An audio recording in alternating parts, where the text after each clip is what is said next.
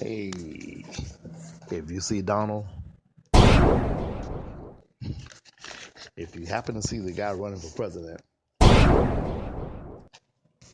talk to him, speak to him. You understand what I'm saying? Just talk to him. Stop the violence, stop the killing, stop the shooting. We're never about killing people. Never be the aggressor. Never, never, never, never be the aggressor. But if anybody put their hands on you, you have a right to defend yourself. Malcolm used to say, not Manning never, Malcolm said, take them to the cemetery. Malcolm said, break their spine. That's not me, man. That's not what I suggest.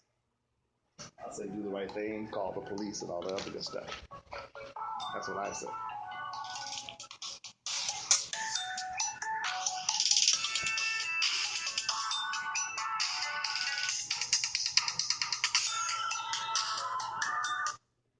Yes.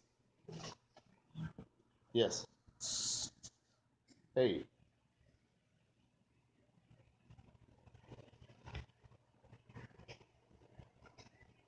Oh, is it on the left or the right? Oh, okay. All right. It's beige. Okay, then.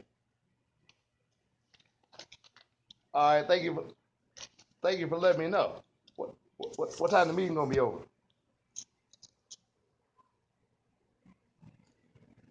Okay. Okay then, buddy. Okay. All right then. All right, bye. And so y'all forgive me. I'm so sorry. I'm so sorry. I'm so sorry. I'm so sorry. I could have cut it off. Could have cut you all off. But live podcast. I'm sorry. Again, I'm doing what I was asked to do. You all told me to keep coming. Lee Baca is a cancer that needs to be excised from the body of jurisprudence, from the body of corrections, from the body of the criminal justice system. He needs to be under the prison system. In case you forgot, Lee Baca was the sheriff of Los Angeles County. He retired 2 years ago. He would still be there now if he hadn't got his butt in trouble. You know how these politicians are and these people in corrections and in police, the bigwigs, chiefs of police and things of that nature. The moment they find out they're about to be in trouble, one of the first deals the feds works out with them is, hey, you got to retire. Not resign, retire with full benefits in most instances. They let them retire. Criminals don't get to retire. Even though those are criminals, those are the worst kinds of criminals. If you're a criminal with a badge, you get to retire and get your full benefits after having retired.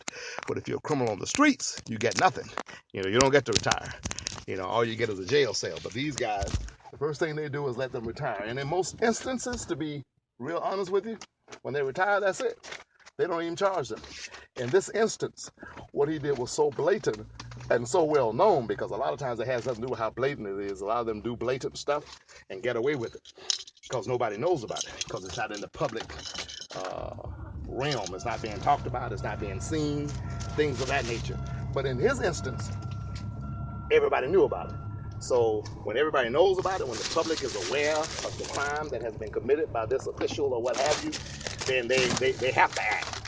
And then they'll come with their speeches about how they don't tolerate misconduct and how they don't tolerate wrong and how we're going to prosecute them to the full extent of the law and all that other good gobbledygook that they give out, stuff that they say that's usually meaningless. And then they'll reach a deal with him. So that's exactly what happened here. They reached a deal and said to him, basically, all you got to do is 6 months, man. Bring us 6 months and we'll let you off, even though you should be doing 20 years under prison for what you did, the stuff you did at LA County Jail. He allowed inmates to be beat, abused, killed, literally murdered. That's what was going on in the LA County Jail under the auspices of Sheriff Lee Baca and his assistant, Devil Number 2. Many consider him to be Devil Number 1 because they say he was even worse than Lee. Paul Tanaka, the undersheriff. But I give more responsibility to the sheriff than I do the undersheriff. If you are the top head man in charge and the guy under you is corrupt, he can only be as corrupted as you will allow him to be. He can only do as much as you tell him to do. He can only get away with as much as you allow him to get away with. So I always hold the top man more responsible than I do the man underneath him. So I call Lee Baca Devil Number 1. And so the things that were going on there at that jail are horrendous. People were literally murdered. There were gang warfares, riots breaking out. I felt sorry for Caucasian brothers because white guys were raped every single day, sodomized with brooms, mop handles. Visitors were beaten. Anybody that looked at a deputy funny, a deputy sheriff, in an offensive way or in a way that he considered to be what they would call cross or disrespectful or discourteous, what have you, they beat them on a daily basis. And it is wrong. And it is wrong. And so Sheriff Baca is a murderer. He's an accessory to murder. Paul Tanaka, a murderer, an accessory to murder. And these guys should be doing 20 and 30 years in federal prison. But in this instance, the U.S. attorney, looking out for their own, worked out a deal wherein Lee Baca was only supposed to do 6 months in federal prison. The judge, who finally was a good judge, a fair judge, and a just judge, tore up the deal, said, no, we ain't going for it. That's almost unheard of. Usually, anybody that is not intimately familiar with the criminal justice system, usually whatever deal the prosecutor, a U.S. attorney, or state attorney brings to the judge, which has been negotiated amongst the defense and the prosecution, the judge goes along with it. Rubber stamps it, done data, the case is over. In this particular instance, the judge said, no, not enough time. 6 months is not enough for what you did, what you got away with, and what you're accused of doing. So no, I'm not going for it. I'm not going for it. So now it appears that Baca has withdrawn his plea and decided that he's going to go to trial and do this and do that. And so we will see what happens. I hope and believe he will be convicted and that he'll receive as much time in prison as the law carries for that particular crime. I don't know what exactly the charges are going to be yet, but perhaps they'll charge him with something. Initially, I think the case to which he pled guilty, the top sentence would have been 5 years on that particular crime. But when you withdraw your plea, that gives the prosecution the right to recharge, to file new charges, meaning to file different charges. So who knows what the charges are going to be now? And I would hope they're going to be something that carries more than 5 years. For the crap he did and the stuff he got away with. What a devil. What a devil. What a devil. You understand what I'm saying? What a devil. So Lee Baca should be put under the prison system. Paul Tanaka should be put under the prison system. Now, Paul has already been sentenced. And I don't have my paperwork before me and my notes like I'd like to have. I told you all my hope is to sit down and do podcasts on a daily basis with paper, pen, with my notes, the way a regular radio host does in the studio, etc. But right now I'm doing the man on the street, man behind the wheel podcast right now. And so I'm not able to stop and refer to notes, etc. But I think Paul was already sentenced to 5 years in federal prison for the stuff he did, which he should have gotten more, but that's better than 6 months. So my question is, what do you think should happen to Sheriff Lee Baca? ShermanDManning@gmail.com. Send me an email and let me know, what do you think should happen to the sheriff? Okay? 443869356. Text me. What do you think should happen to the sheriff? Okay? And let me say this also to you. Let me say this. Somebody in San Jose, please email me and tell me you heard this podcast today. If you don't, there is no tomorrow for the Sherman D. Manning podcast. I'll do something differently. And I ain't got no problem. I'm a flexible man. I'll readjust in a moment. 9 lives they claim I got. And it's not really that I have 9 lives. It's that I have new grace and new mercies on a daily basis.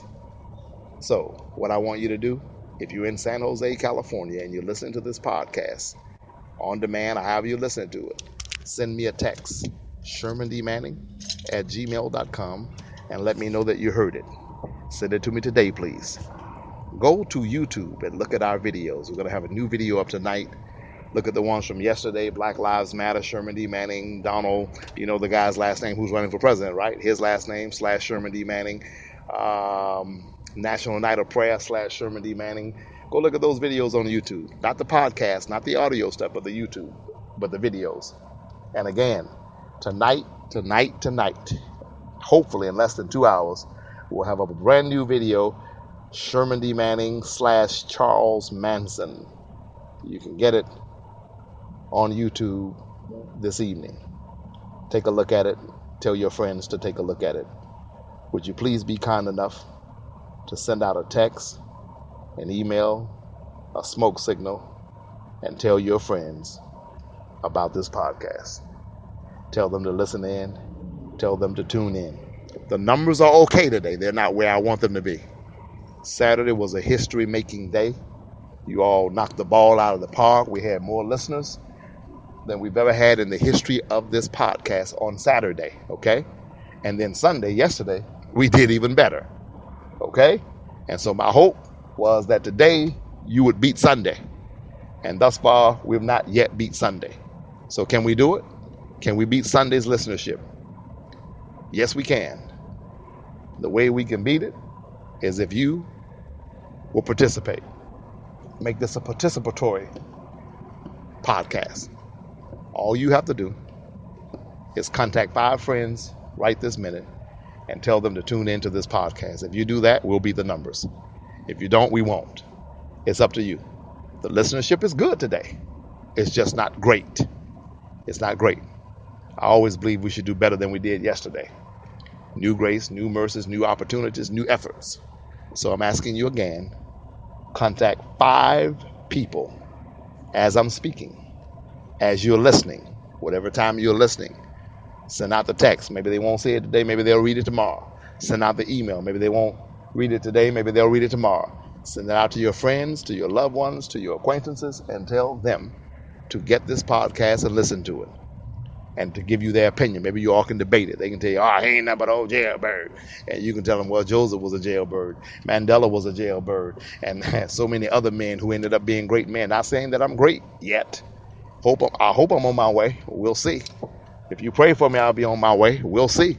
But you can let them know that many, many, many great men have been in prison and have been jailbirds and have gotten out. Let them know that their Holy Bible was written by felons and ex-felons and ex-cons. And let them know that most of the New Testament was written by Paul. And Paul was a chain gang man and a killer and a torturer and a backslider and a hypocrite. And you know, Paul had a lot of issues, baby. He called himself the chief of sinners. And I don't know about your Bible because I bought my Bible in Atlanta, but my Bible says, he even said in Philippians, brother, I count not myself to have apprehended. He said, I ain't got it yet. I'm still not there yet. He said that the good that I would, I do not. And that which is wrong, I do.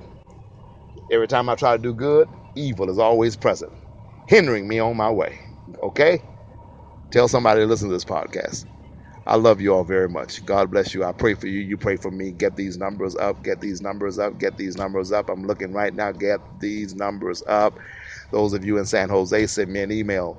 Those of you who have businesses and you want to advertise them, send me an email. I will advertise your business on this podcast free of charge. I will do it. I will do it. I will do it. I just need you to pray for me. I need you to tune in, and I need you to tell your friends to tune in.